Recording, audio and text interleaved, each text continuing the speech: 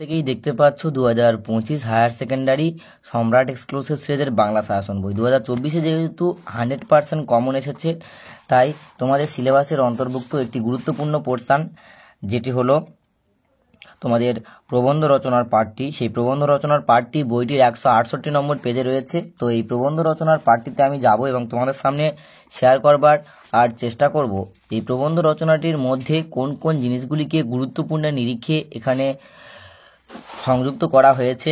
তো যারা দেখবে আজকের ভিডিওটি ক্লিয়ারলি, আশা রাখছি অনেকটাই উপকৃত হবে।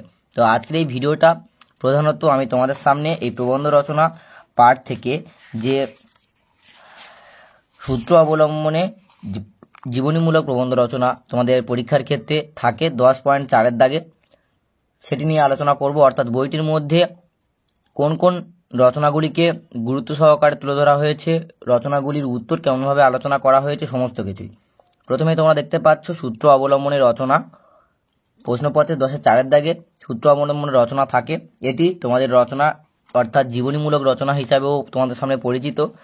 তো জীবনীমূলক রচনা লেখার প্রথমেই বইটির মধ্যে একটি ছক দেওয়া রয়েছে, যে ছকে ভূমিকা, জন্ম, বংশ পরিচয়, শিক্ষা, জীবন, পুরস্কার, সম্মান আর উপসংহার, এই ছকটিকে মুখস্থ করলে যে কোনো, একটু জুম করে তোমাদেরকে দেখিয়ে দিই, এই ছকটিকে মুখস্থ করলে তোমরা যে কোনো জীবনীমূলক প্রবন্ধ রচনা আনকমন আসার সত্ত্বেও তোমরা লিখে আসতে পারবে। তার পরবর্তী নিচের দিকে ছকে তোমরা দেখতে পাচ্ছ 10.4 প্রদত্ত সূত্র অবলম্বনের রচনা একটি প্রবন্ধ।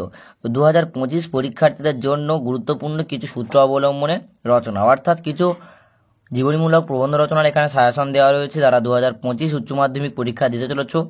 প্রথম যেটি রয়েছে সেটি হলো দ্বিশত মাইকেল মধুসূদন দত্ত, অর্থাৎ দ্বিশত জন্মবর্ষ মাইকেল মধুসূদন দত্তের। তার পরবর্তী শতবর্ষের আলোকে নীরেন্দ্রনাথ চক্রবর্তী।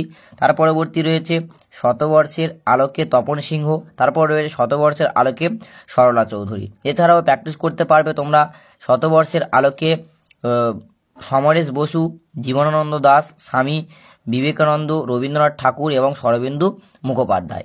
এই যে রচনাকে এখানে জীবনীমূলক প্রবন্ধ রচনার ক্ষেত্রে বইটির মধ্যে অন্তর্ভুক্ত করা রয়েছে 2025 উচ্চ মাধ্যমিক পরীক্ষার ক্ষেত্রে কিন্তু এগুলি অত্যন্ত গুরুত্বপূর্ণ।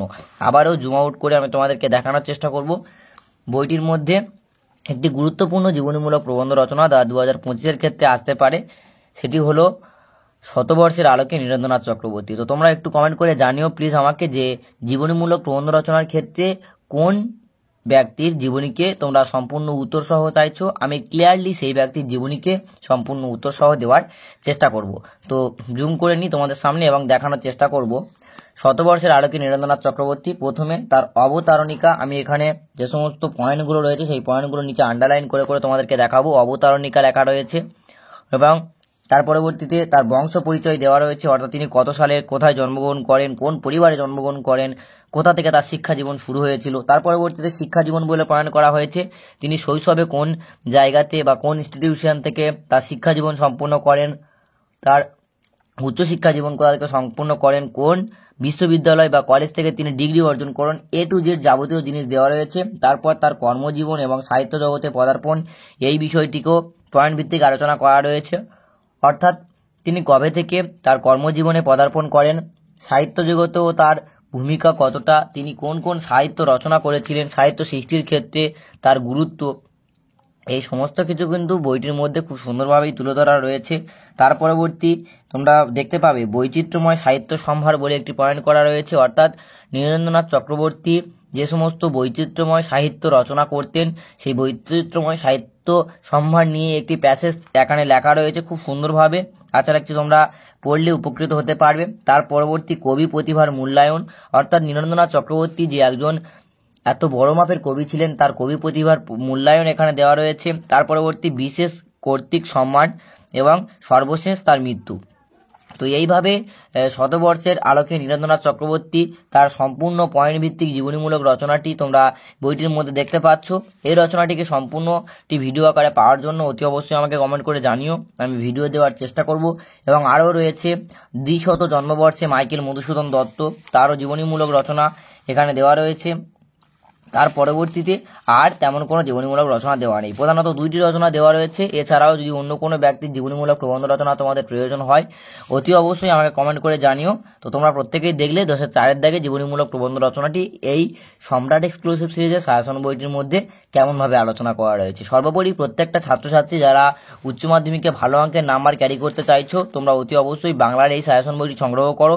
এখান থেকে তোমরা সিলেবাসের অন্তর্ভুক্ত প্রত্যেকটি গল্প, কবিতা, নাটক, প্রবন্ধ, শিল্প সাহিত্য, সংস্কৃতির ইতিহাস, ব্যাকরণ পাঠ এবং রচনা প্রসঙ্গ সব কিছুই A to Z গাইডলাইন হিসাবে পেয়ে যাবে এবং ভালোভাবে ফলো করতে পারবে পরীক্ষায়। আশা রাখছি আশানুরূপ একটা নম্বর ক্যারি করতে পারবে। এছাড়াও আর যে পার্টের বিস্তারিত রিভিউ চাইছো তাড়াতাড়ি কমেন্টে জানাও, আমি পরবর্তী ভিডিও নিয়ে আসবো।